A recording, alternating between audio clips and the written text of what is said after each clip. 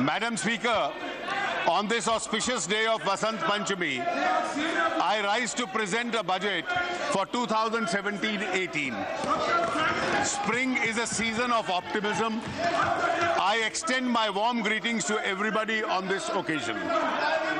Madam Speaker, our government was elected amidst huge expectations of the people.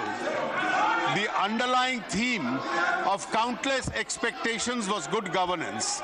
The expectation included burning issues like inflation and price rise, corruption in day-to-day transaction, and crony capitalism. There was also an expectation from a major change in the way the country's natural resources were allocated, processed, and deployed.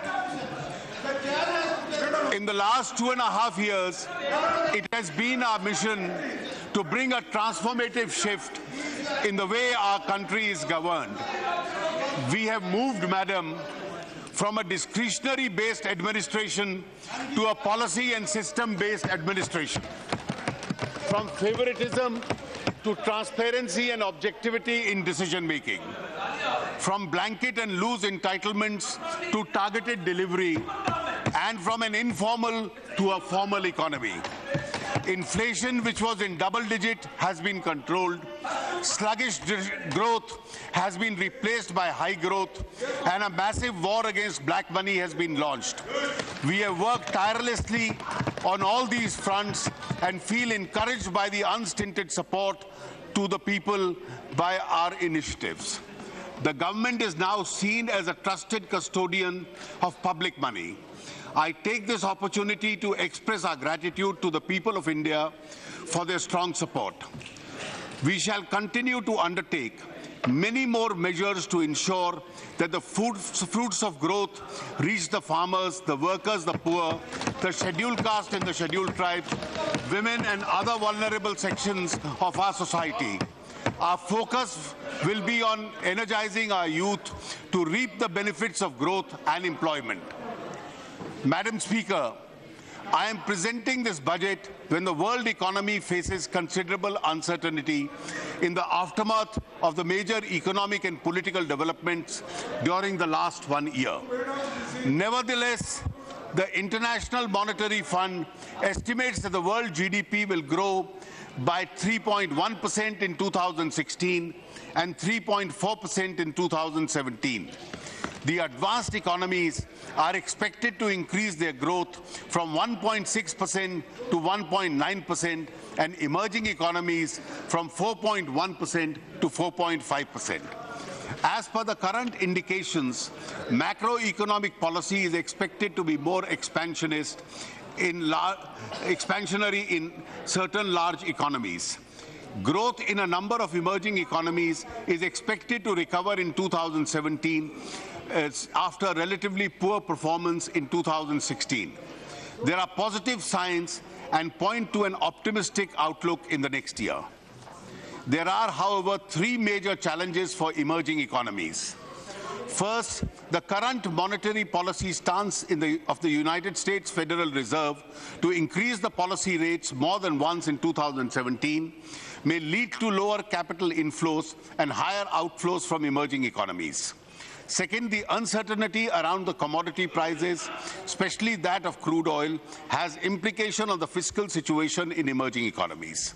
It is, however, expected to increase, if any, in the oil prices would get tempered by quick response from the producers of shale gas and oil.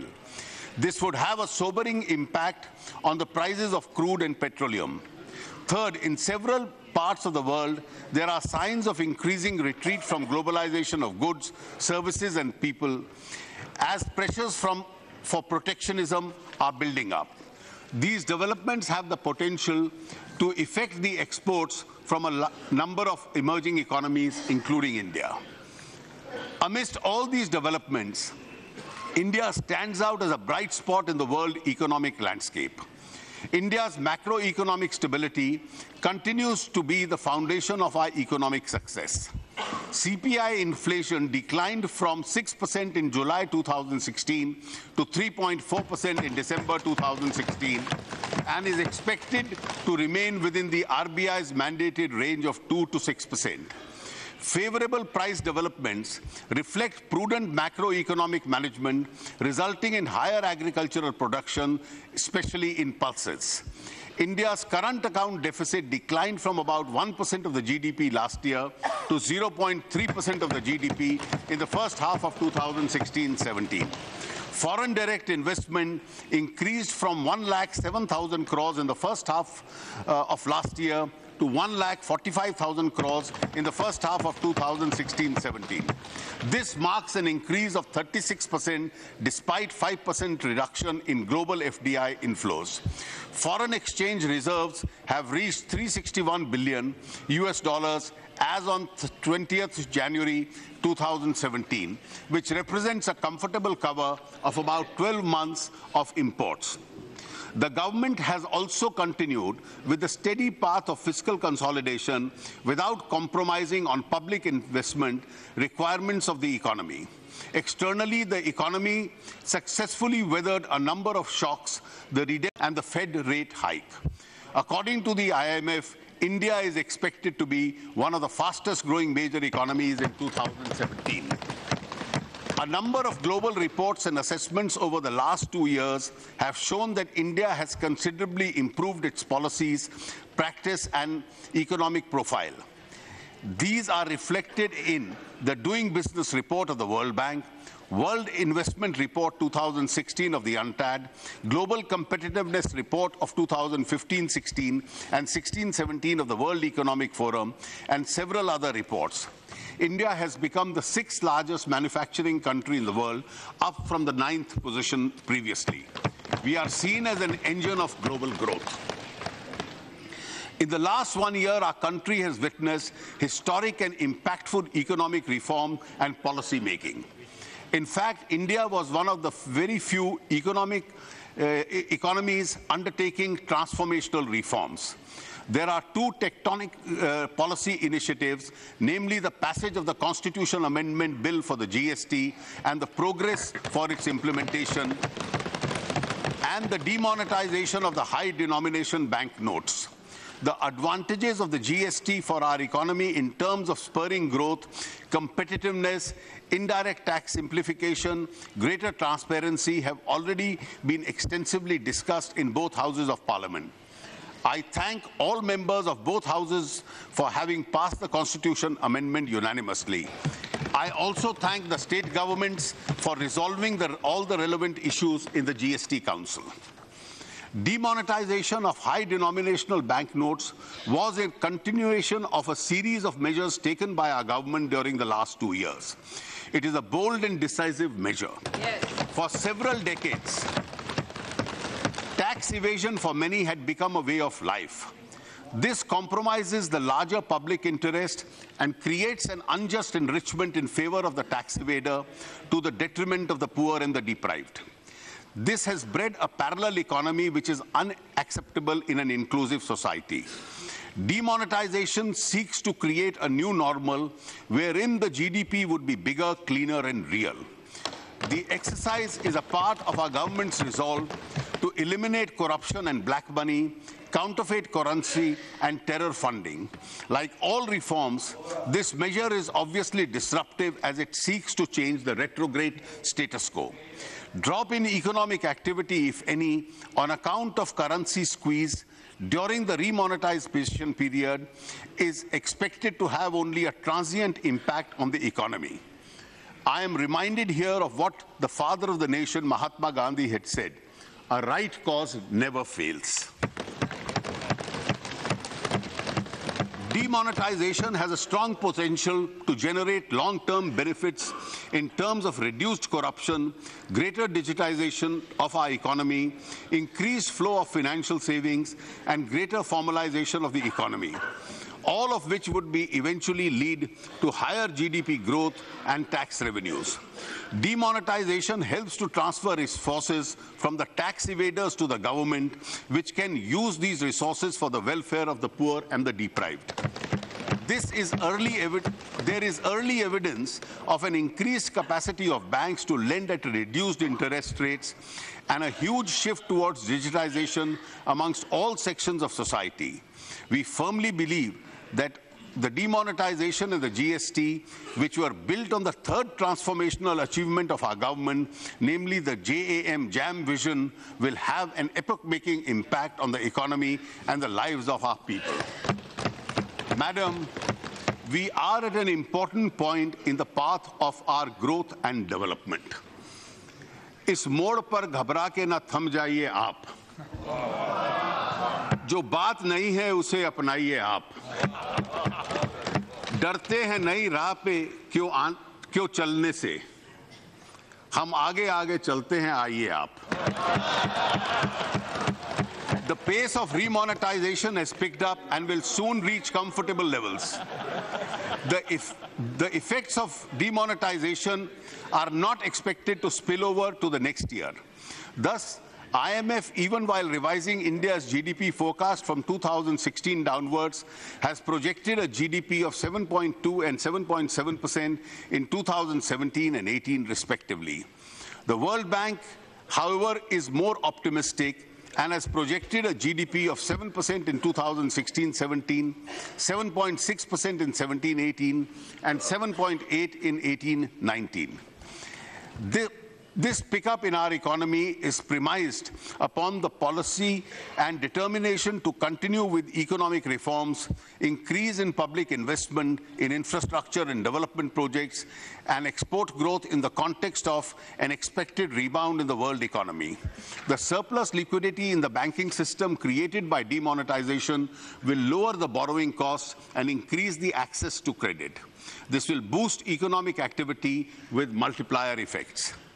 The announcements made by the Honorable Prime Minister on the 31st of December 2016 addresses many of the key concerns of our economy at this juncture, such as housing for the poor, relief to the farmers, credit support to the MSMEs, encouragement to the digital transactions, assistance to pregnant women and senior citizens, and priority to Dalits, tribals, backwards, and women under the Mudra Yojana. My overall approach while preparing this budget has been to spend more in rural areas, infrastructure, and poverty alleviation, and yet maintain the best standards of fiscal prudence. I have kept in mind the need to continue with economic reforms, promote higher investments, and accelerate growth. The last 1 year was a witness to other major reforms, namely the enactment of the Insolvency and the Bankruptcy Code, amendment to the RBI Act for inflation targeting, enactment of the Aadhaar Bill for disbursement of financial subsidies and benefits, significant reform in the FDI policy, the job-creating package for the textile sector, and several other measures. We will continue to process the process of economic reforms for the benefit of the poor and the underprivileged. Madam Speaker, the budget 2017-18 contains 3 major reforms. First, the presentation of the budget has been advanced to the 1st of February to enable the Parliament to avoid a vote on account and pass a single appropriation bill for 17-18 before the close of the current financial year. This would enable ministries and departments to operationalize all schemes, projects, including new schemes, right from the commencement of the next financial year. They would be able to utilize the available working season before the onset of the monsoons. Second, the merger of the railway budget with the general budget is a historic step. We have discontinued the colonial practice prevalent since 1924. This decision brings railways to the center stage of the government's fiscal policy and would facilitate multimodal transport planning between the railways, highways, and inland waterways. The functional autonomy of the railways will, however, continue. Third, we have done away with the plan and the non-plan classification of expenditure. This will give us a holistic view of allocation for sectors and ministries. This would facilitate optimal allocation of resources. Madam Speaker, we are aware that we need to do more for our people, continuing with the task of fulfilling the people's expectations, our agenda for the next year is transform, energize, and clean India, that is Tech India. This agenda of Tech India seeks to transform the quality of governance and the quality of life of our people, energize various sections of society, especially the youth and the vulnerable, and enable them to unleash their true potential, clean the country from the evils of corruption, black money, and the non-transparent political funding. I propose to present my budget proposals under 10 distinct themes to foster this broad agenda. The themes are: 1. Farmers for whom we have committed to double their incomes in 5 years. 2. Rural population, providing employment and basic infrastructure. 3. Youth, energizing them through education, skills, and jobs. 4. Poor and the underprivileged, strengthening the system of social security, healthcare, and affordable housing. 5. Infrastructure for efficiency, productivity, and quality of life. 6. Financial sector, growth and stability through stronger institutions. 7. Digital economy for speedy accountability and transparency. 8. Public service, effective governance and efficiency of service delivery through people's participation. 9. Prudent fiscal management to ensure optimal deployment of resources and preserve financial stability. And 10. Tax administration, honoring the honest. Farmers. The Indian farmer has once again shown his commitment to the resilience in the current year. The total area sown under Kharif and Rabi seasons are higher than the previous year. With a better monsoon, agriculture is expected to grow at 4.1% in the current year. In last year's budget speech, I focused on income security to farmers to double their income in 5 years. I had also announced a number of measures. We have taken more steps to enable farmers to increase their production and productivity and to deal with the post-harvest challenges. For a good crop, adequate credit should be available to farmers in time. The target for agricultural credit in 2017 and 18 has been fixed at a record level of 10 lakh crores. इस साल madam 10 lakh crore किसानों को credit के रूप में उसका प्रावधान किया गया है. We will take special efforts to ensure adequate flow of credit to underserved areas, the eastern states and Jammu and Kashmir. The farmers will also benefit from the 60-day interest waiver announced by the Honorable Prime Minister in respect of their loans from the cooperative credit structure. About 40% of the small and marginal farmers avail credit from the cooperative structure. The primary agricultural societies at the end of the year the primary societies at the end of the year act as a front end for the loan disbursements. We will support NABARD for computerization and integration of 63,000 functional PACs with core banking support and district cooperative banks. This will be done in 3 years at an estimated cost of 1,900 crores with financial participation from the state governments. This will ensure seamless flow of credit to the small and marginal farmers. At the same time, sowing farmers should feel secure against the natural calamities. The Fasal Bima Yojana launched by our government is a major step in that direction. The coverage of this scheme will be increased from 30% of the cropped area in 2016-17 to 40% in 2017-18 and 50% in 18-19. The budget provision of rupees 5,500 crores in the Yojana in budget estimate of 2016 was increased to rupees 13,240 crores in 16-17 to settle the arrear claims. I have proposed a sum of rupees 9,000 crores. The sum insured under the Yojana has been more than doubled from 69,000 crores in the Kharif 2015 to 1,41,625 crores in the Kharif of 2016. Issuance of soil health cards has gathered momentum. The real benefit to the farmers would be available only when the soil samples are tested, quality and nutritional levels of soil is known. The government will therefore set up a mini lab in the Krishi Vigyan Kendras to ensure 100% coverage for all 648 KVKs in the country. In addition to 100 mini labs will be set up by qualified local entrepreneurs, government will provide credit-linked subsidy to these entrepreneurs. A long-term irrigation fund has been set up in the NABARD. The Honorable Prime Minister has announced in addition to 20,000 crores as its corpus. This will take the corpus of this fund now to 40,000 crores. A dedicated micro-irrigation fund will be set up by NABARD to achieve the goal of per drop more crop. The fund will have an initial corpus of rupees 5,000 crores. For the post-harvest phase, we will take steps to ensure that farmers to get better price for their produce in the markets. The coverage of the National Agricultural Market, (NAM), will be APMCs. Assistance up to a ceiling of 75 lakh rupees will be provided to every NAM market for establishment of cleaning, grading and packaging facility. This will lead to greater value addition of the farmer's produce. Market reforms will be undertaken and states would be urged to denotify perishables from the APMC. This will give an opportunity to the farmers to sell their produce and get a better price. We also propose to integrate farmers who grow fruits and vegetables with agro-processing units for a better price realization and reduction of post-harvest losses.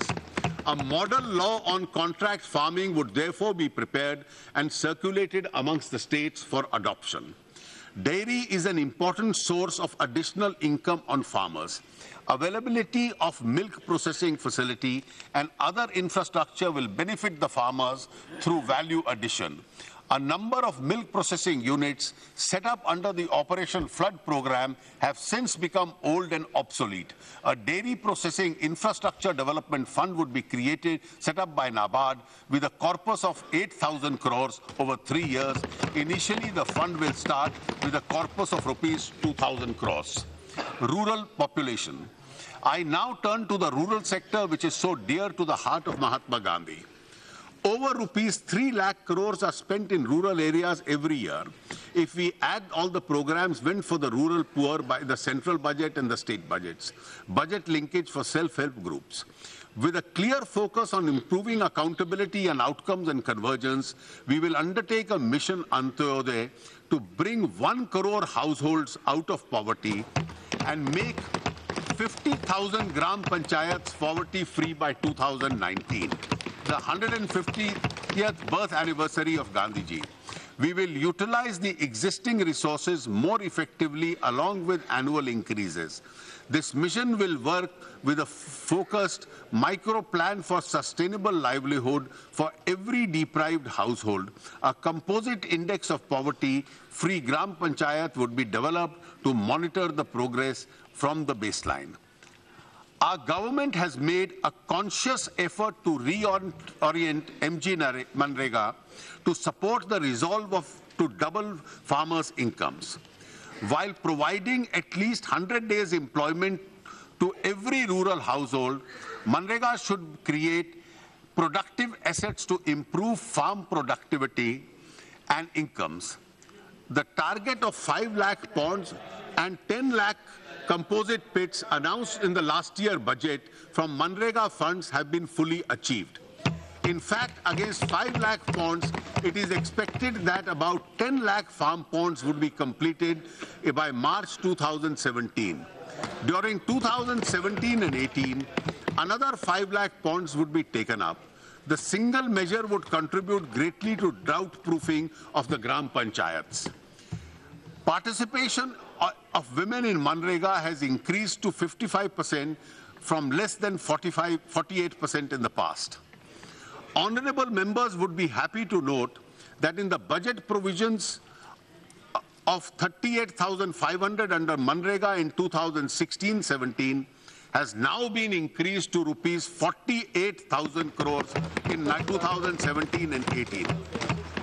This is the highest ever allocation for Manrega. 10,000 crore.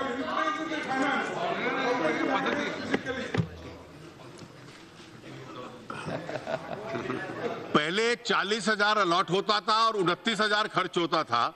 अब 38,500 पिछली बार allot हुआ, 47,000 खर्च हुआ और आने वाले साल में 48,000 होगा।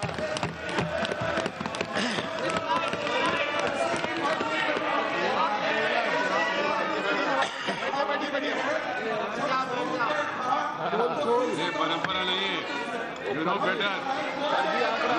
This is not the method. This is not the way. The initiative, sir, madam, We are talking about the rural employment, not political unemployment. the initiative to geotag all Manrega assets and putting them in public domain has established greater transparency. We are also using space technology in a big way to plan Manrega works. The Pradhan Mantri Gram Sadak Yojana is now being implemented as never before. The pace of construction of the PMGSY roads has accelerated to 133 kilometers road per day in 2016-17, as against an average of 73 kilometers per day during the period 2011-14. We have also taken the task of connecting habitations with more than 100 persons in the left-wing extremism affected blocks. We have committed to complete the current target of PMGSY by 2019. I have provided 19,000 crores in 2017-18 for this scheme. Together with the contribution of the states, an amount of 27,000 crores will be spent on PMGSY in 2017 and 18. We propose to complete 1 crore houses by 2019 for the houseless and those living in Kacha houses. I have stepped up the allocation for the Pradhan Mantri Awas Yojana Gramin from rupees 15,000 crore last year to rupees 23,000 crore in the next year.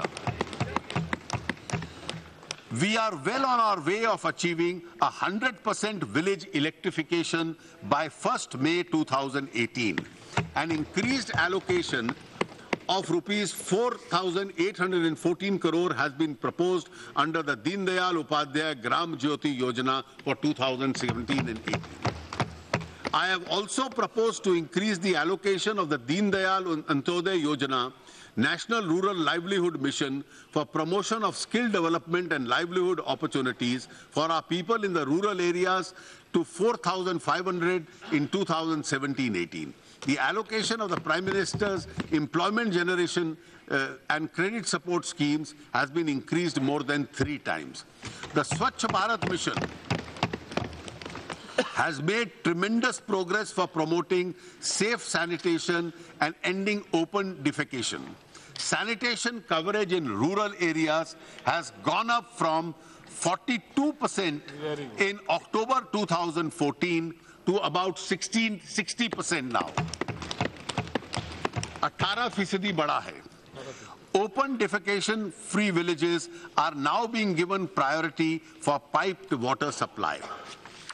We propose to provide safe drinking water to cover 28,000 arsenic and fluoride affected habitations in the next 4 years.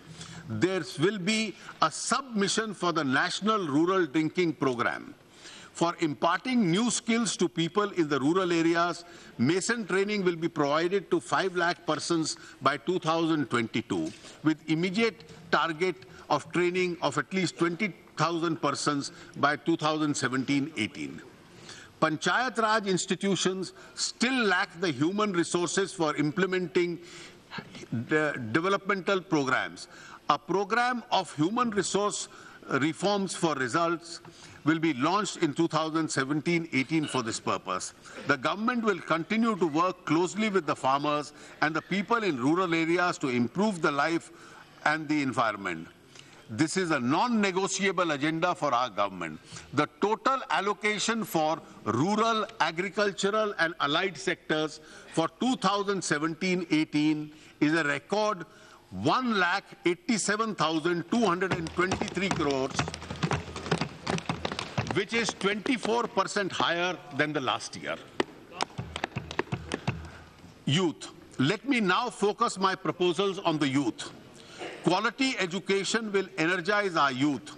In the words of Swami Vivekananda, the education which does not help the common mass of the people to equip them to struggle for life, is it worth the name? We have proposed to introduce a system of measuring annual learning outcomes in our schools. Emphasis will be given on science education and flexibility in curriculum to promote creativity through local innovative content. An innovation fund for secondary education will be created to encourage local innovation for ensuring universal access, gender parity, and quality improvement. This will include an ICT-enabled transformation. The focus will be the 3,479 educationally backward blocks. In higher education, we will undertake reforms in the UGC.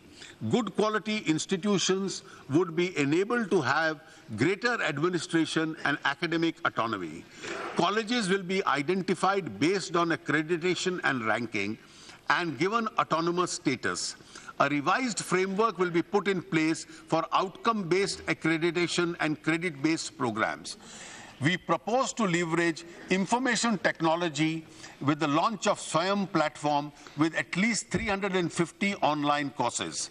This would enable students to virtually attend the courses taught by the best faculty, access higher quality reading resources, participate in discussion forums, and take tests and earn academic grades. Access to Swayam would be widened by the linkage with DTH channels dedicated to the education. We propose to establish a national testing agency as an autonomous and self-sustained premier testing organization to conduct all entrance exams for higher education. This would free the CBSE, AICTE and other premier institutions from these administrative responsibilities so that they can focus more on academics. We have a huge demographic advantage. Skill India mission launched in July 2015 to maximize the potential of our youth. The Pradhan Mantri Kaushal Kendras have already been promoted in more than 60 districts. We now propose to extend these kendras to more than 600 districts across the country. 100 India International Skill Centers will be established across the country. These centers would offer advanced training and also courses in foreign languages. This will help those youth of our country to seek job opportunities outside the country. In 2017-18, we have also proposed to launch the Skill Acquisition and Knowledge Awareness for Livelihood Promotion Program, Sankalp, at a cost of rupees 4,000 crores. Sankalp will provide market-relevant training to 3.5 crore youth. The next phase of skill strengthening for industrial value enhancement will be launched in 2017-18 at a cost of rupees 2,200 crores. Strive will focus to improve on the quality and the market relevance of vocational training provided in this. ITIs and strengthen the apprenticeship program through industry cluster approach. A special scheme for creating employment in the textile sector has already been launched. A similar scheme will be implemented for the leather and the footwear sector. Tourism is a big employment generator and has a multiplier impact on the economy. 5 special tourism zones anchored on SPV will be set up in partnership with the states. Incredible India 2nd campaign will be launched across the world. The poor and the unprivileged. Madam, I now turn my proposals to the poor and the unprivileged. Sabka Saath, Sabka Vikas begins with the girl child and the woman. Mahila Shakti Kendras will be set up at a village level with an allocation of rupees 500 crores in 14 lakh ICDS Anganwadi centers. This will provide a one-stop convergent support system for empowering rural women with opportunities for skill development, employment, digital literacy, health and nutrition. A nationwide scheme for financial assistance to pregnant women has already been announced by the Honorable Prime Minister on the 31st of December 2016. Under this scheme, rupees 6,000 each will be transferred directly to the accounts of pregnant women who undergo institutional delivery and vaccinate their children. For the welfare of women and children, under various schemes across ministries, I have stepped up the allocation from rupees 1,56,528 crores in the BE of 2016-17 to rupees 1,84,000 crores, 632 crores in 2017 and 18. We propose to facilitate higher investment in affordable housing, and affordable housing will now be given infrastructure status, which enables those projects to avail the associated benefits. The rupees 20,000 crores in 2017 and 18. Thanks to the surplus liquidity created by demonetization, the banks have already started reducing their lending rates, including those for housing. In addition, interest subvention for housing loans has been announced by the Honorable Prime Minister. Poverty is usually associated with poor health. It is the poor who suffer the maximum from various chronic diseases. Government has therefore prepared an action plan to eliminate Kala Azar and filariasis by 2017, leprosy by 2018, and measles by 2020. Elimination of tuberculosis by 2025 is also targeted. Similarly, action has been prepared to reduce the IMR from 39 in 2014 to 28 in 2019, MMR from 167 in 2011 to 13 to 100 by 2018-20. 1.5 lakh health sub-centers will be transformed into health wellness centers. We need to ensure adequate availability of specialist doctors to strengthen the secondary and the tertiary levels of health care. We have therefore decided to take steps to create an additional 5,000 postgraduate seats per annum. In addition, steps will also be taken to roll out the DNB courses in the big district hospitals, strengthen postgraduate training in the select ESI and municipal corporation hospitals, and encourage reputed private hospitals to start the DNB courses. We will work with the state government to take this task forward. The government is also committed to take necessary steps for structural transformation of the regulatory framework of the medical education and practice in India. 2 new All India Institute of Medical Sciences will be set up in the states of Jharkhand and Gujarat. We propose to amend the drugs and cosmetic rules to ensure availability of drugs at reasonable prices, to ensure the use of generic medicines. New rules regarding medical devices will be formulated. These rules will be internationally harmonized and attract investment into this sector. This will reduce the cost of such devices. We have been keen to foster a conducive labor environment wherein labor rights are protected and harmonious labor relations leads to higher productivity. Legislative reforms will be undertaken to simplify, rationalize, and amalgamate existing labor laws into 4 codes: 1 wages, 2 industrial relations, 3 social security and welfare, and 4 safety and working conditions. The Model Shop and Establishment Bill 2016 has been circulated to all states for consideration and adoption. This would open up additional avenues of employment for women. The amendments made to the Payment of Wages Act is another initiative of our government for the benefit of the labor and the ease of doing business. Our government is committed. Our government is giving special importance to the implementation of schemes for the welfare of scheduled castes, scheduled tribe and minorities. The allocation of the scheduled caste has been stepped up from rupees 38,833 crores in the budget estimate of 2016-17 to 52,393. इससे madam 35% increase SC allocation का इस budget में है. The allocation of scheduled tribes has been increased to 31,920 crores and minority affairs to 4,195 crores. The budget will introduce outcome-based monitoring of expenditure in these sectors by the Niti Aayog. For senior citizens, Aadhaar-based smart cards containing their health details will be introduced. A beginning will be made through the pilot in 15 districts during 2017-18.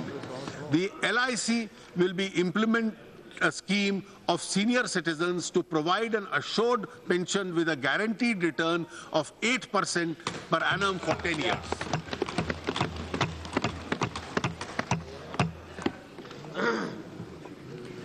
The fifth component of the TEC agenda is infrastructure. Railways, roads and rivers are the lifeline of the country. I feel privileged to present the first combined budget of independent India that includes the railways also.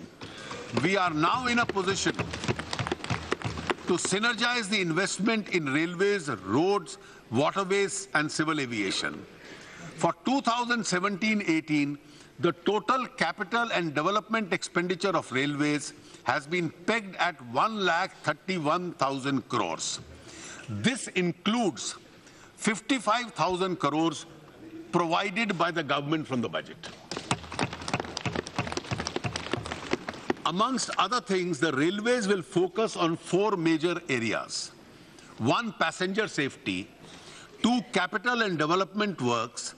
3, cleanliness. And 4, finance and accounting reforms. For passenger safety, a rail Sanraksha Kosh will be created, a safety fund, with a corpus of rupees 1 lakh crores over a period of 5 years. Besides seed capital from the government, the railways will arrange the balance from its own resource avenues and other sources. The government will lay down clear-cut guidelines for timeline for implementation of various safety works to be funded from this course. Unmanned level crossings on broad gauge lines will be eliminated by 2020. Expert international assistance will be harnessed to improve safety preparedness and maintenance practices. In the next 3 years, throughout it is proposed to, the throughput is proposed to be enhanced by 10%. This will be done through modernization, upgradation of identified corridors. Railway lines of 3,500 kilometers will be commissioned in 2017-18 as against 2,800 kilometers in 16-17. Steps will be taken to launch dedicated trains of tourism and pilgrimage. Railways have put up joint ventures with 9 state governments. 70 projects have been identified for construction and development. A beginning has been made with regard to the station redevelopment. At least 25 stations are expected to be awarded during 17-18 for station redevelopment. 500 stations will be made differently abled friendly by providing lifts and escalators. It is proposed to feed around 7,000 stations with solar power in the medium term. A beginning has already been made in 300 stations. Work will be taken up for 2,000 railway stations as a part of the 1,000 megawatt solar mission.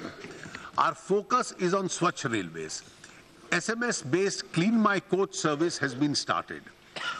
It is now proposed to introduce a Coach Mitra facility, a single window interface to register all coach-related complaints and requirements. By 2019, all coaches of Indian Railways will be fitted with biotoilets. Pilot plants for environment-friendly disposal of solid waste and conversion of biodegradable waste and to energy are being set up at New Delhi and Jaipur railway stations. 5 more such solid waste management plants are now being taken up.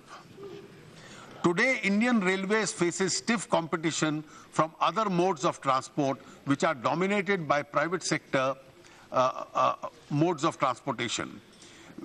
Transformative measures have to be undertaken to make Indian Railways competitive and to retain their position and preeminence. The following steps will therefore be taken. 1. Railways will implement end-to-end integrated transport solutions for selected commodities through partnership with logistic players who would provide both front and back-end connectivity. Rolling stock and practices will be customed to transport perishable goods, especially agricultural products. 2. Railways will offer competitive ticket booking facility to the public at large. Service charges on e-tickets booked through IRCTC will be withdrawn. Cashless reservations have gone up from 58% to 68%. As a part of accounting reforms, accrual-based financial statements will be rolled out by March 2019. It will now be our continuous endeavor to improve the operating ratio of the railways. The tariffs of the railways would be fixed taking into consideration costs, quality of service, social obligation and competition from other forms of transport. Metro rail is emerging as an important mode of urban transportation. A new metro rail policy will be announced with focus on innovative models of implementation and financing, as well as standardization and indigenization of hard work and software. This will open up new job opportunities for our youth. A new Metro Rail Act has been enacted by rationalizing the existing laws. This will facilitate greater private participation and investment in construction and operation. In the road sector, I have stepped up the budget allocation for the national highways from 57,676 crores in the BE of 16-17 to 64,000 crores in 2017-18. 2,000 kilometers of coastal connectivity roads have been identified for construction and development. This will facilitate better connectivity with ports and remote villages. The total length of roads, including those under the PMGSY, built from 2014-15 till the current year is about 140,000 kilometers, which is significantly higher than the previous 3 years. An effective multimodal logistics and transport system will make our economy more competitive.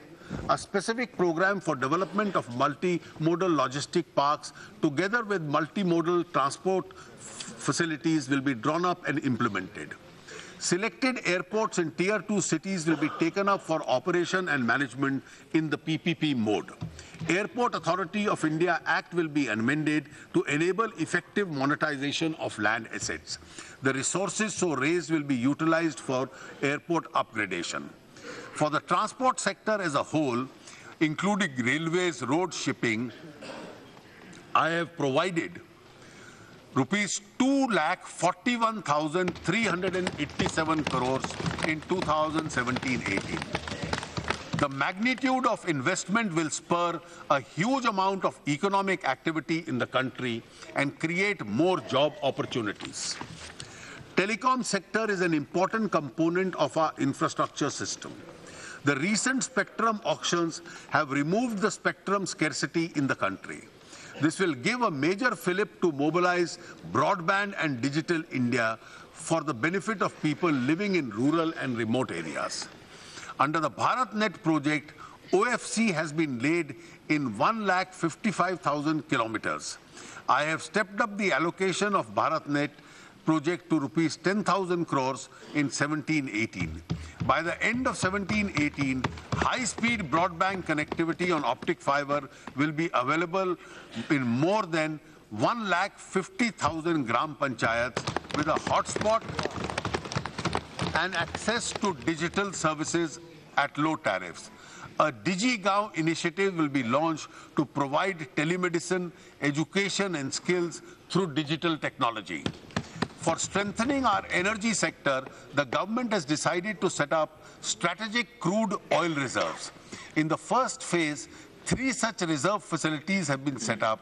Now in the second phase, it is proposed to set up caverns at 2 more locations, namely Chandiakahol in Odisha and Bikaner in Rajasthan. This will take our strategic reserves capacity to 15.33 MMT. In solar energy, we now propose to take up the second phase of solar power development for additional 20,000 megawatt capacity. We are also creating an ecosystem to make India a global hub for electronics manufacture. Over 250 investment proposals for electronic manufacturers have been received in the last 2 years, totaling an investment of rupees 1,26,000 crores. A number of global leaders and mobile manufacturers have set up production facilities in India. I have therefore exponentially increased the allocation and incentives in 17-18. This is an all-time high. We have also to focus on our export infrastructure in the competitive world. A new restructured central scheme, namely the Trade Infrastructure Export Scheme, will be launched in 17-18. The total allocation, Madam, ये महत्व का विषय है, the total allocation for infrastructure for 2017-18 stands at a record level of rupees 3,96,135 crores.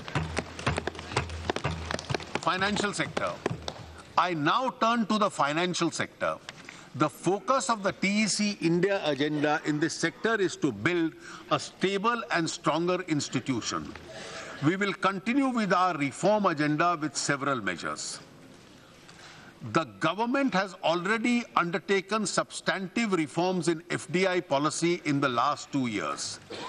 More than 90% of the total FDI inflows are now proposed through the automatic route. The FIPB, the Foreign Investment Promotion Board, has successfully implemented e-filing and online processing of FDI applications. We have now reached a stage where FIPB can be phased out.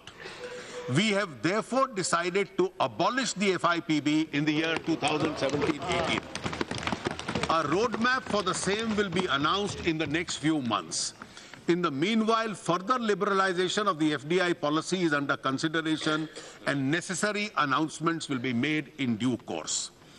The commodities markets requires further reforms for the benefits of the farmers.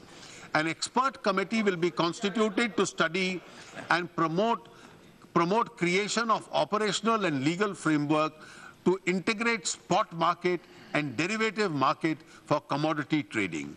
ENAM would be the integral part of such framework. A draft bill to curtail the menace of illegal deposit schemes has been placed in public domain and will be introduced shortly after its finalization. There is an urgent need to protect the poor and the gullible investor from another set of dubious schemes created by unscrupulous entities who exploit the regulatory gaps in the Multi-State Cooperative Society Act of 2002. We will amend the Act in consultation with various stakeholders as a part of our Clean India agenda. The bill relating to resolution of financial firms will be introduced in the current budget session of Parliament. This will contribute stability and resilience to our financial system. It will also protect consumers of various financial institutions. Together with the Insolvency and the Bankruptcy Code, a resolution mechanism for financial firms will ensure a comprehensiveness of the resolution system in our country. I had stated in my budget speech last year that a bill would be introduced to streamline institutional arrangement for the resolution of disputes in infrastructure-related construction contracts, PPP and public utility contracts.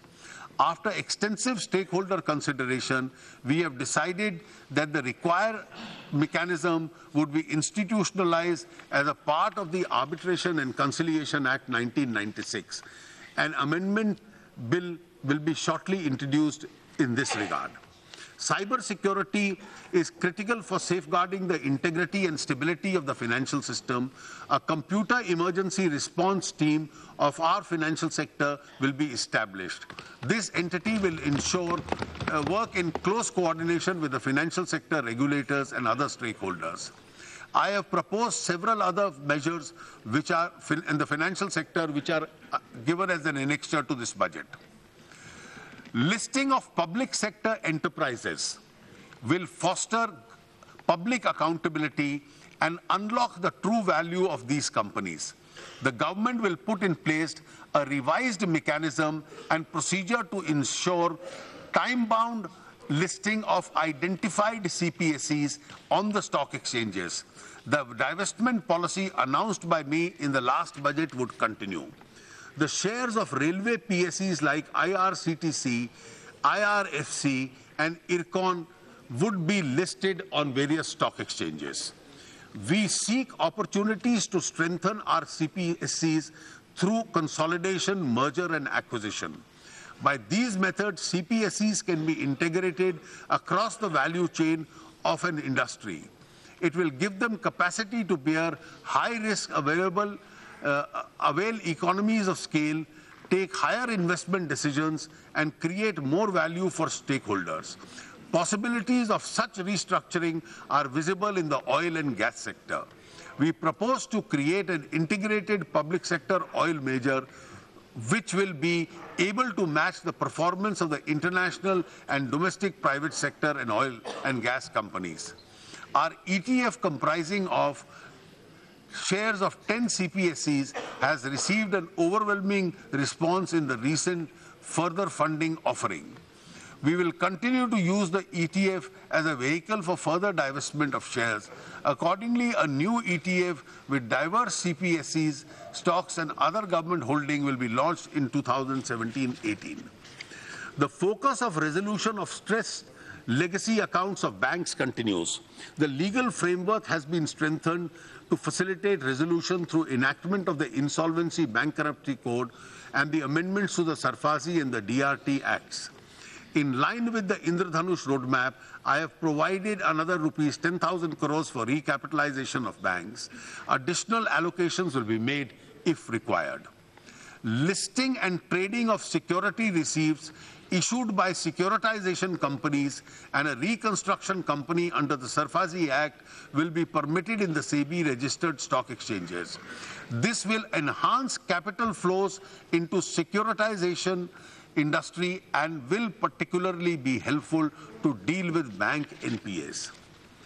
The Pradhan Mantri Mudra Yojana has contributed significantly to the funding of the unfunded and the underfunded.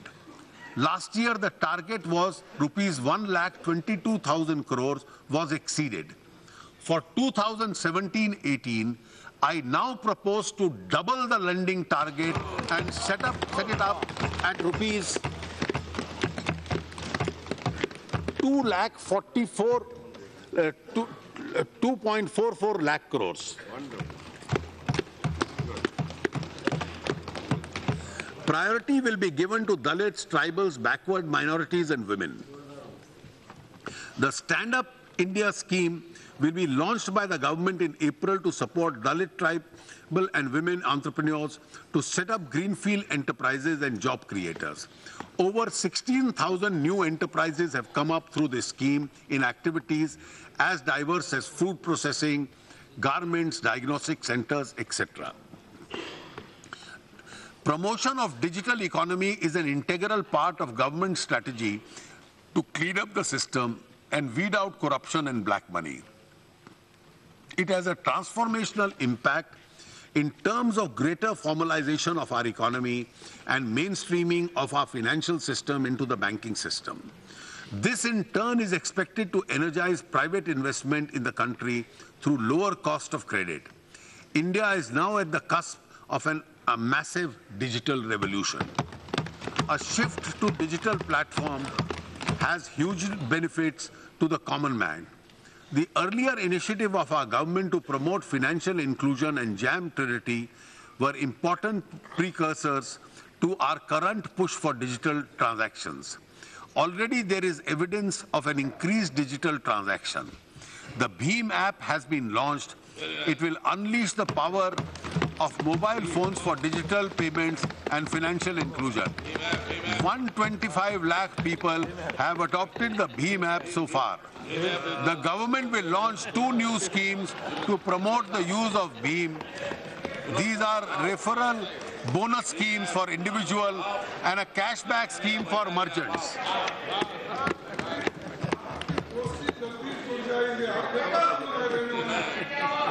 Aadhaar Pay, a merchant version of Aadhaar-enabled payment system, will be launched shortly.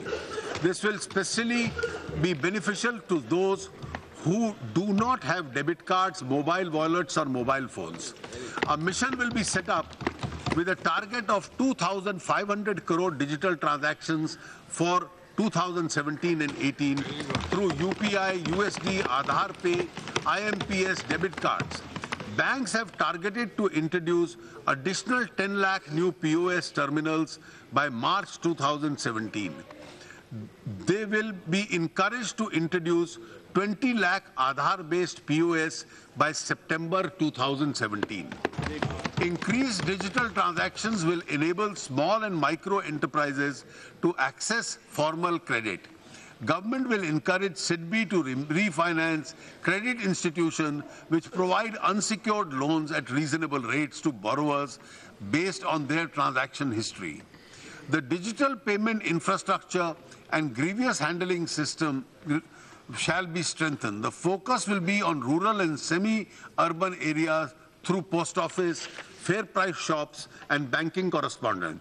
Steps would be taken to promote and possibly mandate petrol pumps, fertilizer depots, municipalities, block offices, road transport offices, universities, colleges, hospitals, and other institutions to have facilities for digital payment, including the Bheem app.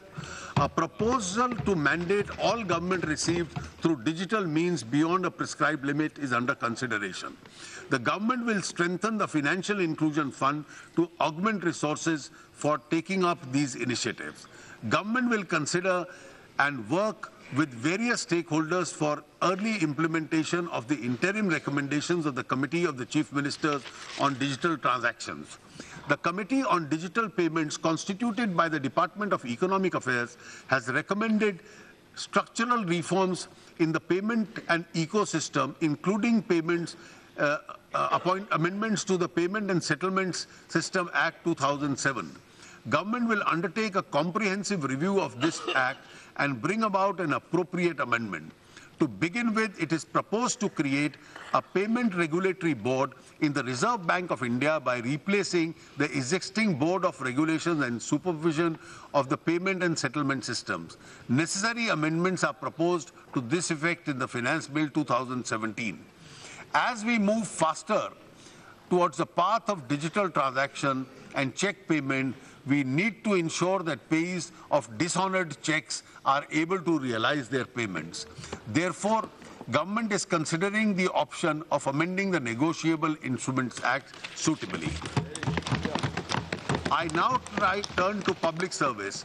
Our focus here is on effective government and efficient service delivery. We have made a strong beginning with regard to the direct benefit transfer to the LPG and the kerosene consumers. Chandigarh and 8 districts of Haryana have become kerosene-free. 84 government schemes have been boarded on the DBT platform. The government's e-marketplace, which is now functional for procurement of goods and services, has been selected as one of the winners of the South Asian Procurement Innovation Awards of the World Bank. Our citizens in far-flung regions of the country find it difficult to obtain passports and redress passport-related grievances. We have decided to utilize the head post office as a front office for rendering passport service. Our defense forces keep the country safe from both external and internal threats. A centralized defense travel system has now been developed through which travel tickets can be booked online by our soldiers and officers. They do not have to face the hassle of standing in a queue with the railway warrant. A comprehensive web-based interactive pension distribution system for defense pensioners will be established. This system will receive pension proposals and make payments centrally. This will reduce the grievance of the defense pensioners. At present, our citizens, especially those belonging to the poor and unprivileged society, go through cumbersome procedures of government recruitment. There are multiplicity of agencies and examinations. We therefore propose to introduce a system of registration and a two-tier system of examination. Over the years, the number of tribunals have multiplied with overlapping functions. We propose to rationalize the number of tribunals by merging tribunals wherever appropriate. In the recent past, there have been instances of big-time offenders. And Madam, this is an important announcement. In the recent past, there have been instances of big-time offenders, including economic offenders, fleeing the country out to take its course. Government is therefore considering introduction of legislative changes and even a new law to confiscate the assets of such persons located within the country till they submit to the jurisdiction of the appropriate legal forum. Needless to say, all necessary constitutional safeguards will be followed in this regard. Our government will continue to remain committed to improve the standards of public service and transparent governance. Service to the people was a lifelong commitment of the father of the nation, Mahatma Gandhi. As we approach the 150th birth anniversary of the Mahatma, we will take steps to celebrate it in a befitting manner. A high-level committee under the chairmanship of the Prime Minister is proposed to be set up for the same. We also will commemorate a centenary year of the Champaran Satyagraha this year. Government of India will support the government of Gujarat to commemorate the 100 years of the Sabarmati Ashram in 2017 in a befitting manner. 200 years ago, in 1817, a valiant uprising of the soldiers led by Bakshi Jagabandhu took place in Khorda of Orissa. We will commemorate the same appropriately. I now turn to the fiscal situation in the country. In the context of the budget 2017-18. The total expenditure of the budget 2017-18 has been placed at rupees 21,47,000 crores. With the abolition of the planned non-planned classification of expenditure, the focus is now on revenue and capital expenditure. I have stepped up the allocation of capital expenditure by 25.4% over the previous year. This will have a multiplier effect and lead to higher growth. The total resources being transferred to the states and the union territories with legislature is rupees 4.11 lakh crores as against 3.6 lakh crores in the BE of 2016-17. Details of allocations for important sectors and schemes and transfer resources to the states are given in an annexure to my speech. I have made a provision of rupees 3,000 crores under the Department of Economic Affairs to implement various budget announcements and other new schemes for 2017-18. For defense expenditure, excluding pensions, I have provided, I repeat, for defense expenditure excluding pensions, I have provided a sum of rupees 2,74,114 crores, including 86,488 crores for defense capital. I have increased the allocation for scientific ministries to rupees 37,435 crores in 2017-18.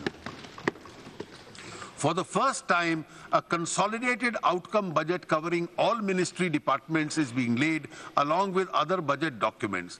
This will improve the accountability of the government expenditure. The FRBM Review Committee has given its report recently. The committee has done an elaborate exercise and has recommended that sustainable debt path must be the principal macroeconomic anchor of our fiscal policy. The committee has favored a debt to GDP of 60% for the general government by 2023, consisting 40% for the central government and 20% for the state governments. Within the framework, the committee has derived and recommended 3% fiscal deficit for the next 3 years. The committee has also provided for an escape clauses for deviations up to 0.5% of the GDP from the stipulated fiscal deficit target.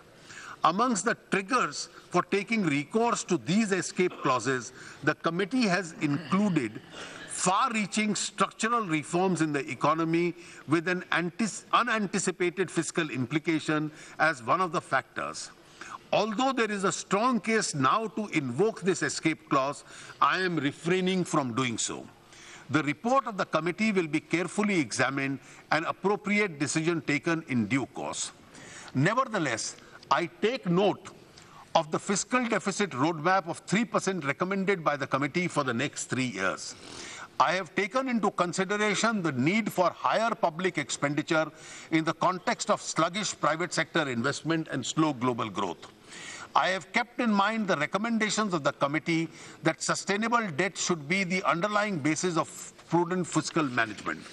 Considering all these aspects, I have pegged the fiscal deficit for 2017-18 at 3.2% of the GDP and remain committed to achieve 3% in the following year. With this gradual approach, I have ensured adherence to fiscal consolidation without compromising with the requirements of public investment. I have taken due care to limit the net market borrowings of the government to rupees 3.48 lakh crores after buyback much lower than rupees 4.25 lakh crores of the previous year. More importantly, the revenue deficit of 2.3% in the budget estimate of 2016-17 now stands reduced to 2.1% in the revised estimates. The revenue deficit for the next year is pegged at 1.9% as against 2% pegged in the FRBM Act. It will be our endeavor to improve upon the fiscal numbers, especially the fiscal deficit in the next year, through greater focus on quality expenditure and higher tax realization through huge cash deposits in banks triggered by demonetization. Madam Speaker, I shall now present my tax proposals.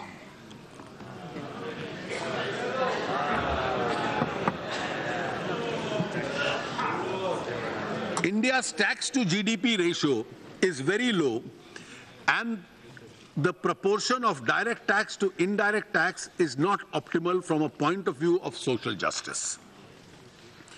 I place before you certain data to indicate that our direct tax collection is not commensurate with the income and expenditure pattern of Indian economy. As against an estimated 4.2 crore people engaged in the organized sector employment, the number of individuals filing returns for salary income is only rupees 1.74 crores. As against 5.6 crore informal sector enterprises and firms doing business in India, the number of returns filed in this category are only 1.81 crores. Out of 13.94 lakh companies registered up to 31st March 2014, 5.97 companies have filed their return for assessment year 2016-17.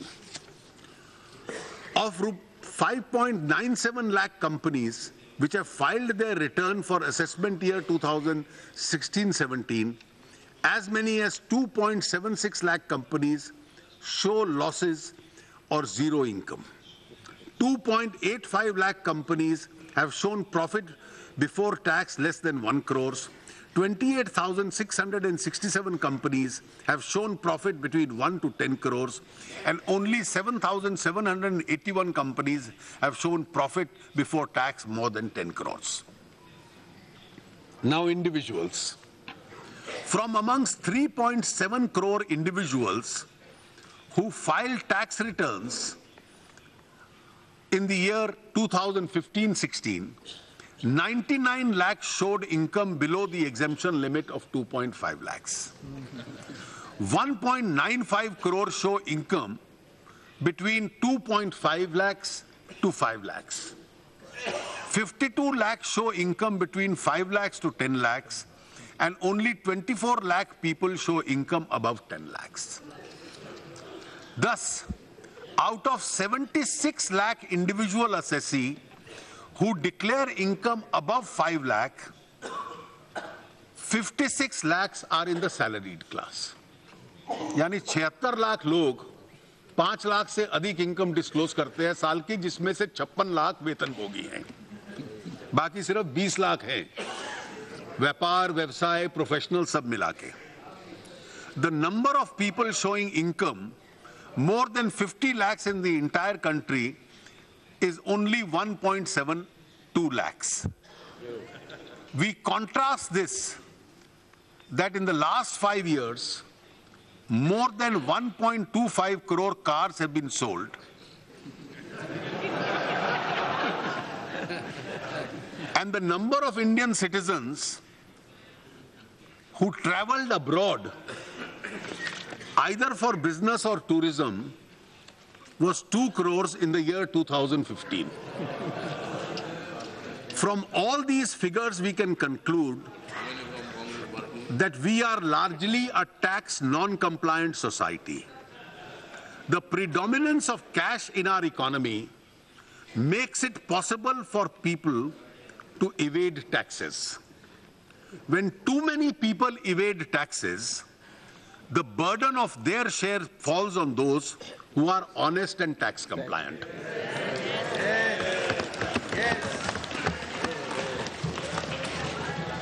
After demonetization,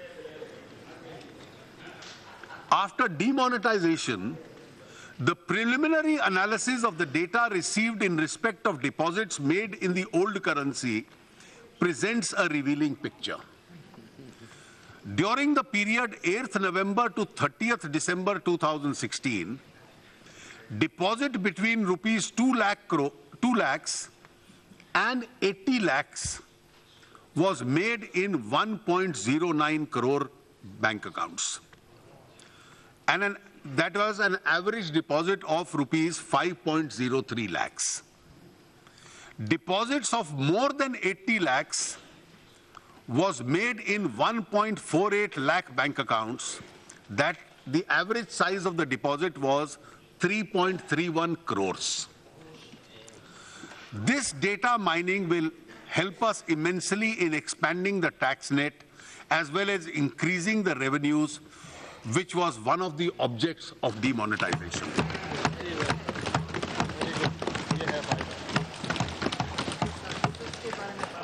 Madam Speaker, one of our main priorities of our government is to eliminate black money component from the economy. We are committed to make our taxation rates reasonable, our tax administration more fair, and expand the tax base of the country. This approach will change the color of money. नई दुनिया है, नया दौर है, नई है उमंग. नई दुनिया है, नया दौर है, नई है उमंग. कुछ थे पहले के तरीके तो कुछ हैं आज के रंग ढंग. रोशनी आके अंधेरों से जो टकराई है, काले धन को भी बदलना पड़ा आज अपना रंग.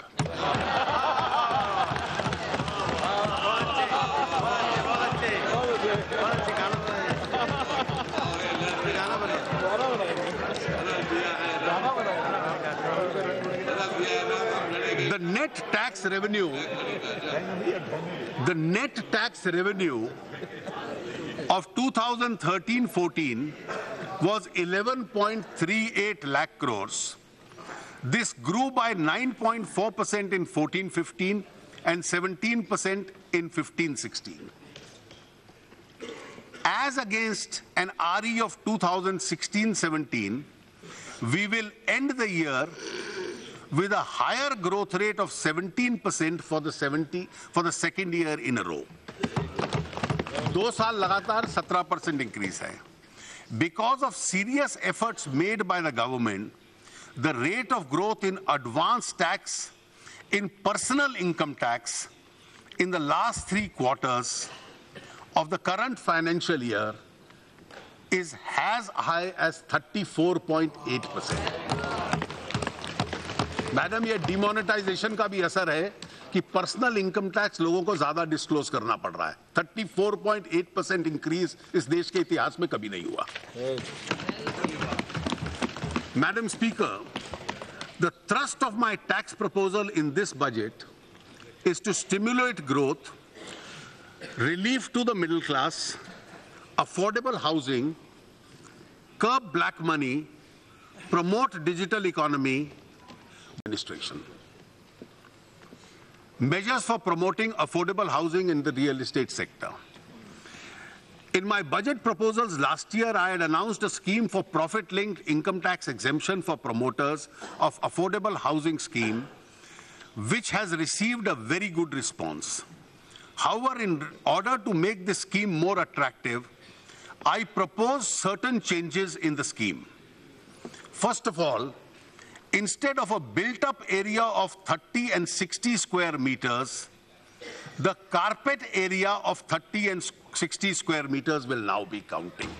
इससे 30% size बढ़ जाता है affordable housing का.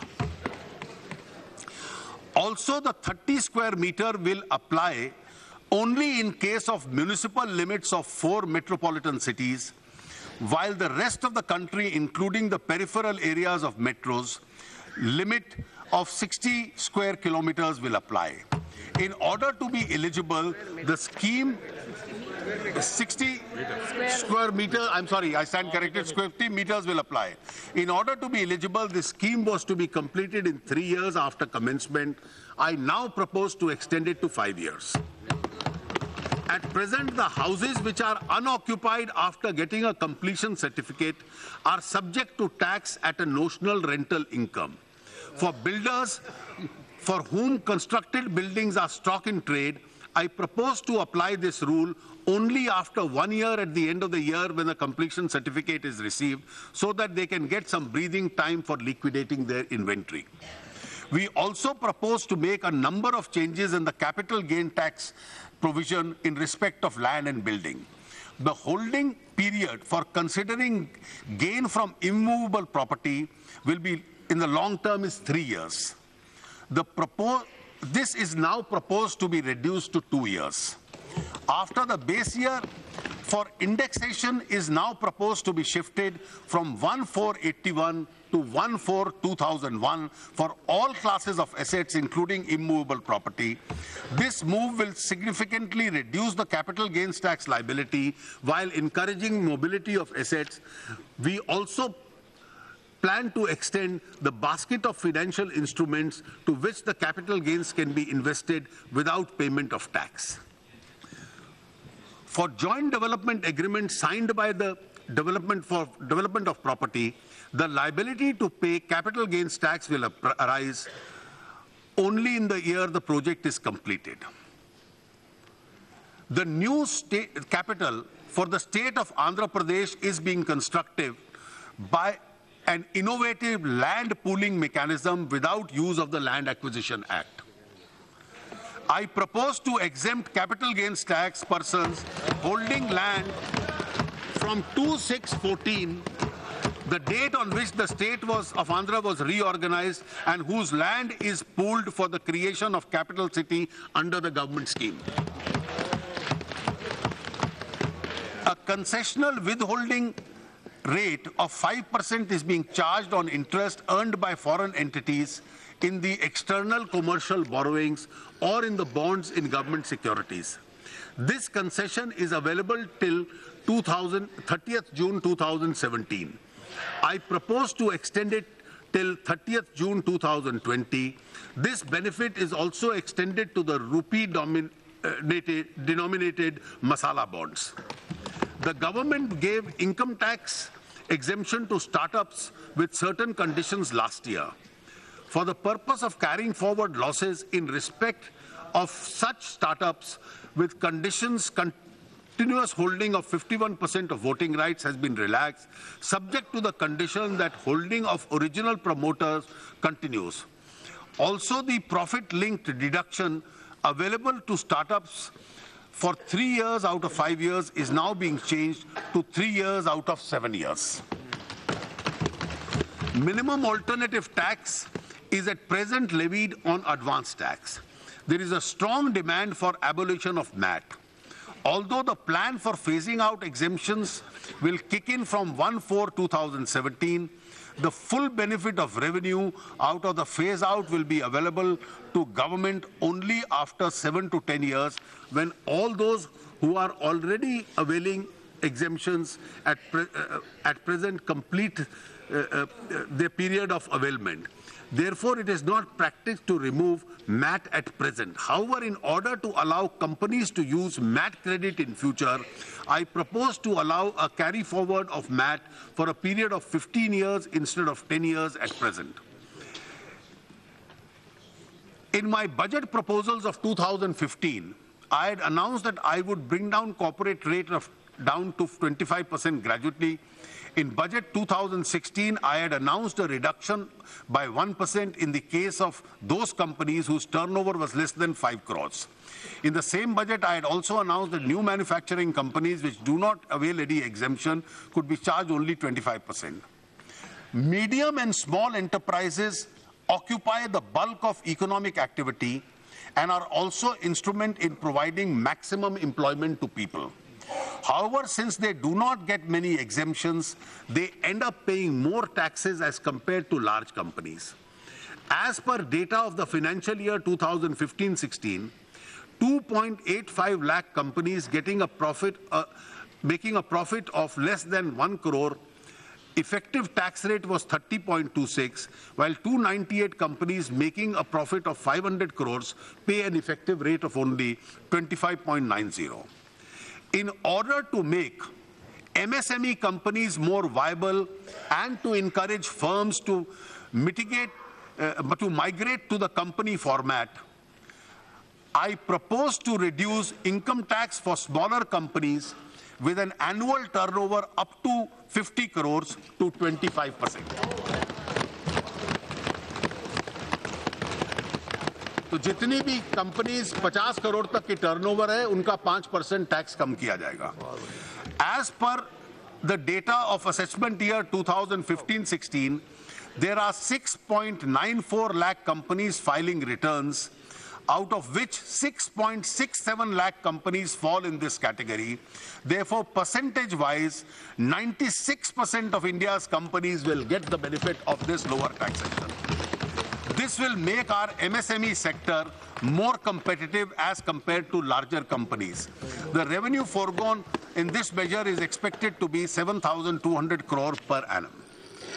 In order to give a boost to the banking sector, I propose to increase allowable provisions of non-performing assets from 7.5% to 8.5%.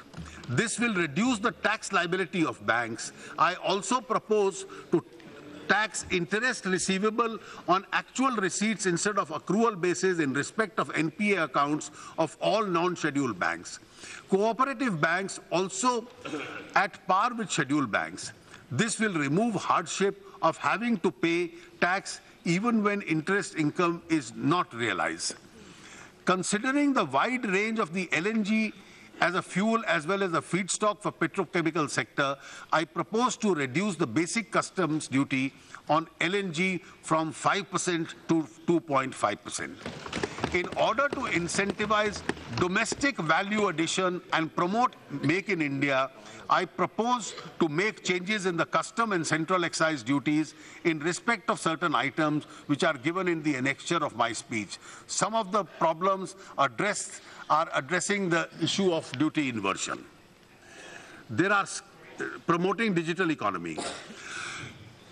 There is a scheme of presumptive taxation for small and medium taxpayers whose turnover is up to rupees 2 crores. At present, 8% of their turnover is counted as presumptive income. I propose to make this 6% in respect of a turnover which is received by non-cash means.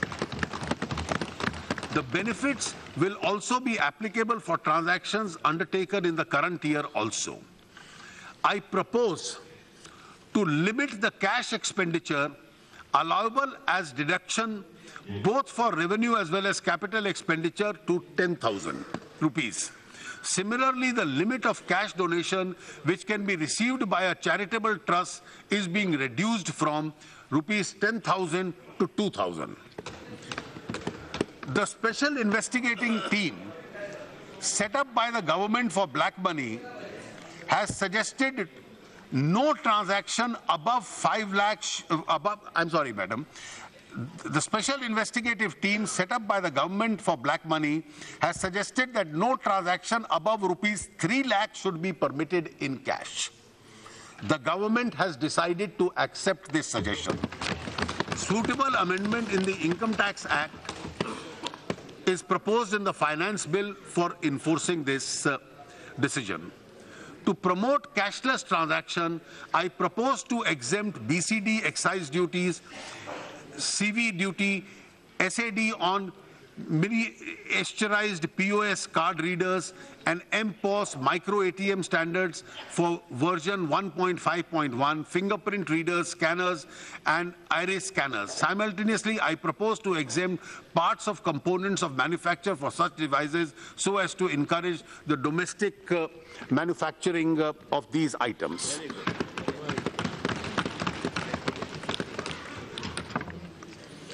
My next item, Madam, concerns all of us. It deals with transparency in political funding.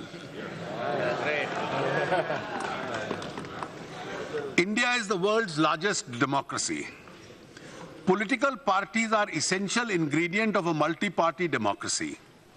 Even 70 years after independence, the country has not been able to evolve a transparent method of funding political parties, which is vital to the system of free and fair elections. An attempt was made in the past by amending the provisions of Representation of People's Act, the Companies Act, and the Income Tax Act to incentivize donations to individual partnership firms, HUF, and companies to political parties. Both the donor and the donee were granted exemption from payment of tax if the accounts were transparently maintained and returns were filed with the competent authorities.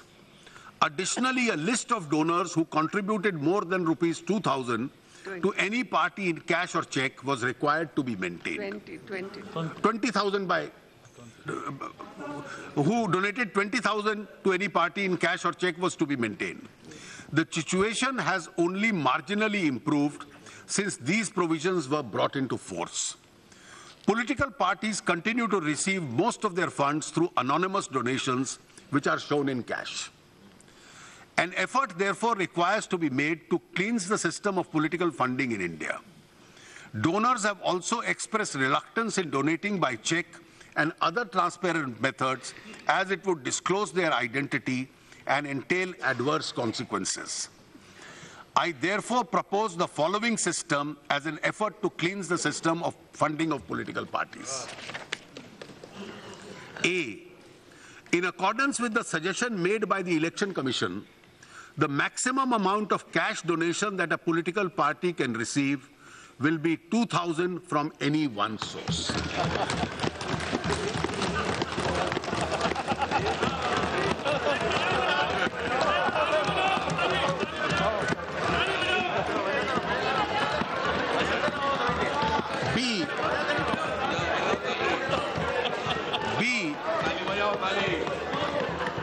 political parties will be entitled to receive political parties will be entitled to receive donations by check or in the digital mode from their donors.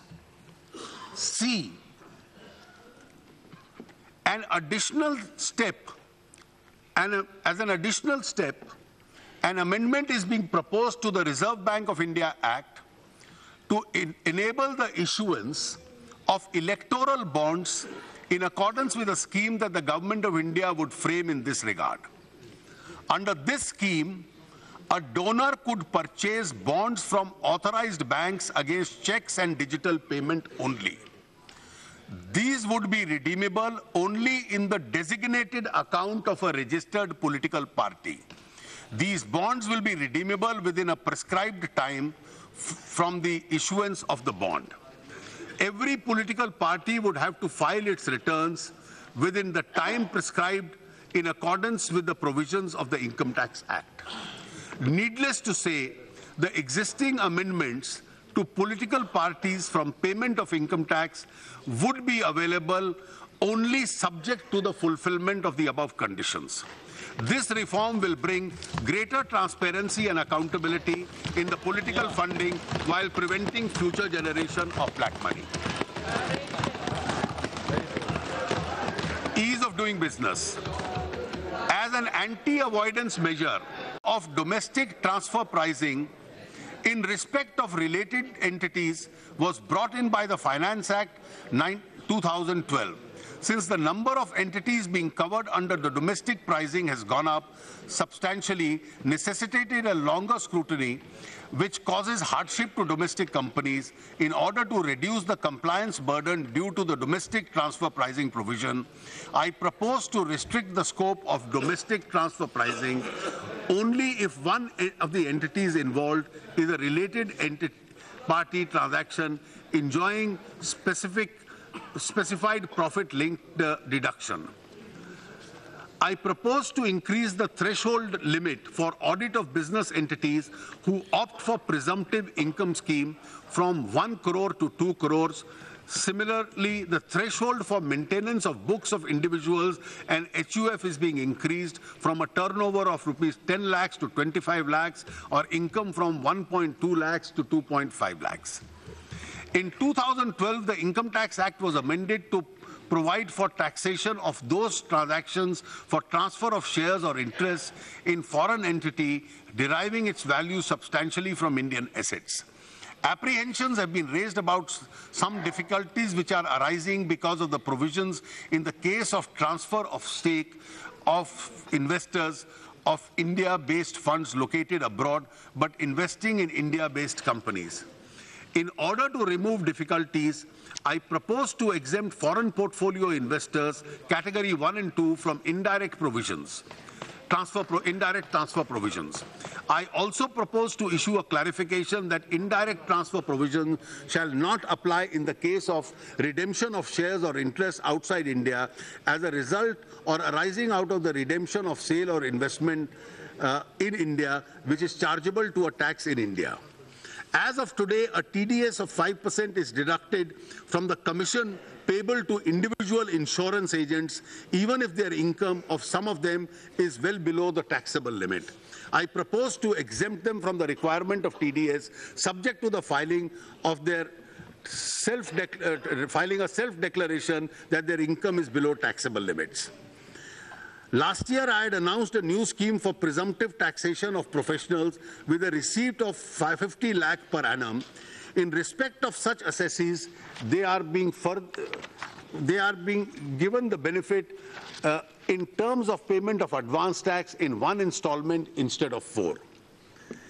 In order to allow people to claim refund of, if expeditiously, the time period of revising a tax return is being reduced to 12 months from the completion of the financial year at par with the time period of filing the return. At the same time, completion of scrutiny assessment is being compressed further from 21 months to 18 months for the assessment year 18-19 and 12 months for the assessment year 19-20. I now come to an important change in the personal income tax.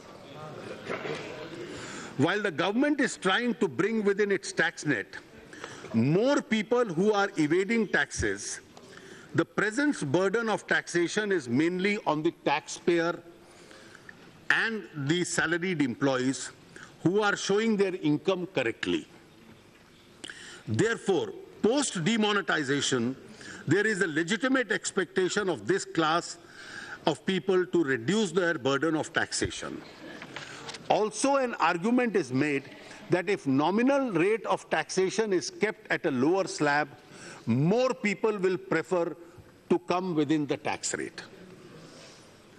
I therefore propose to reduce the existing rate of taxation for individual assessees between the income 2.5 lakhs to 5 lakhs to 5% instead of the present rate of 10%.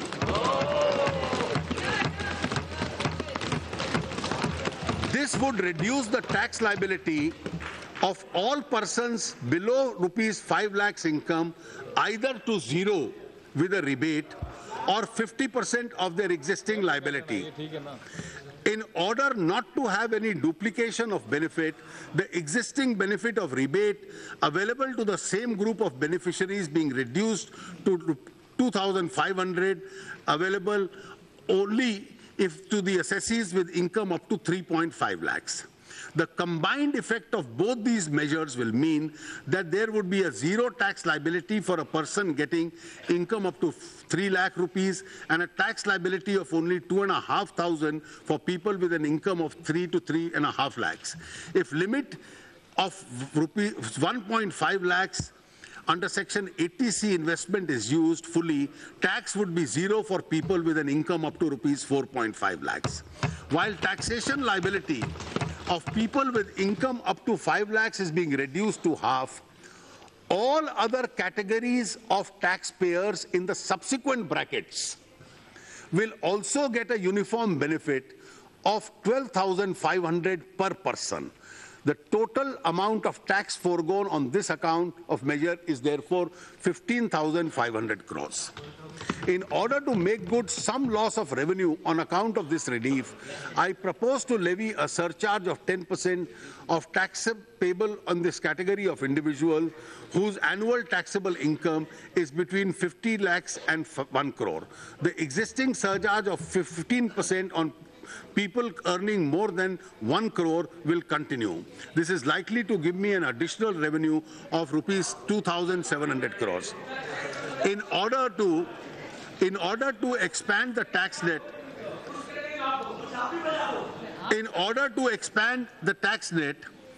I plan to have a simple one-page form to be filed as an income tax return in the category of income individuals having a taxable income up to rupees 5 lakh other than business income.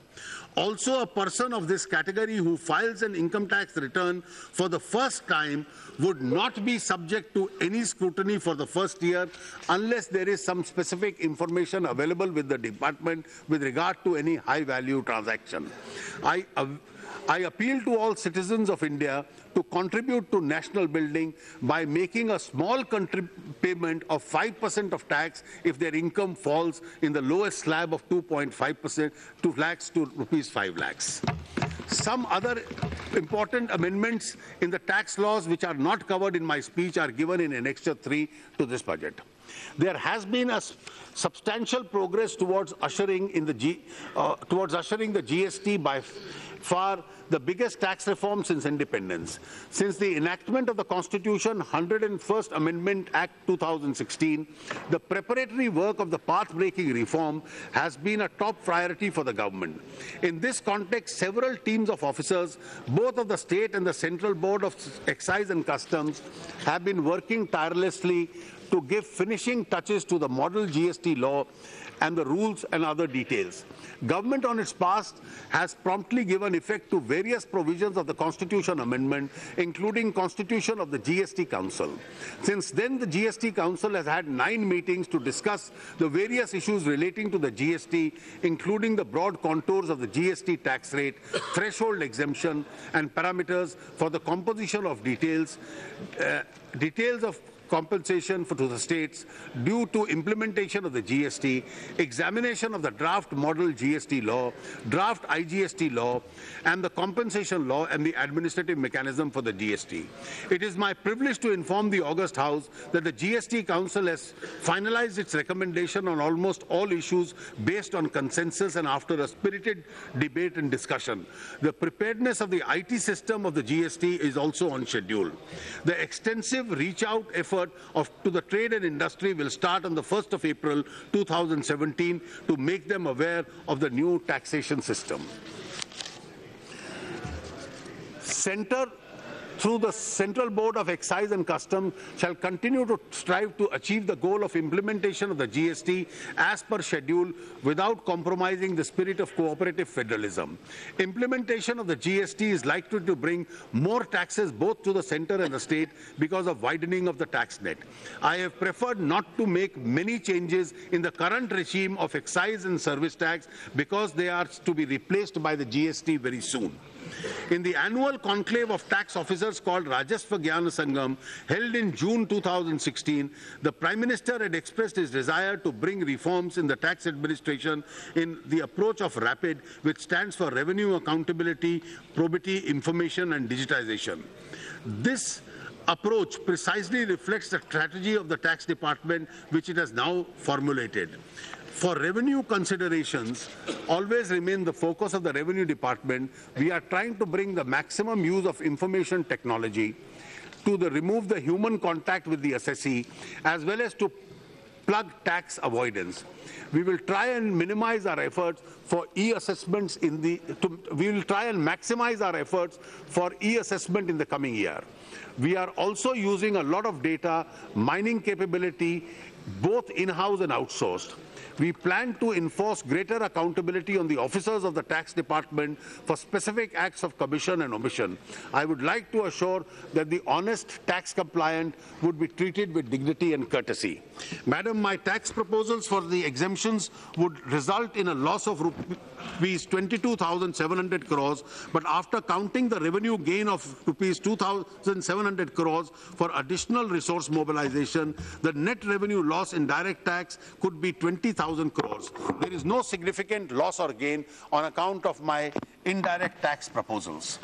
Madam Speaker, I have outlined in the budget proposals under an overarching agenda, transform, energize and clean India.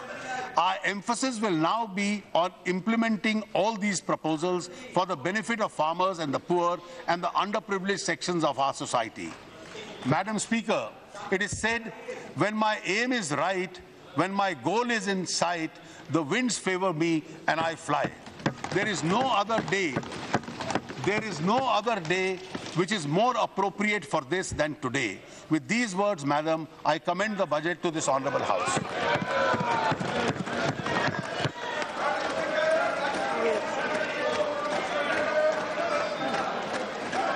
Yes, Minister, to table the statement. Item number 2. Yes. Lay the table. Statement. Madam, I rise to lay on the table of the House the following statements under Section 3 of the Fiscal Responsibility and the Budget Management Act 2003, Macroeconomic Framework Statement, Medium-Term Fiscal Policy Statement, and Fiscal Policy Strategy Statement. Yes. Now, introduce the finance.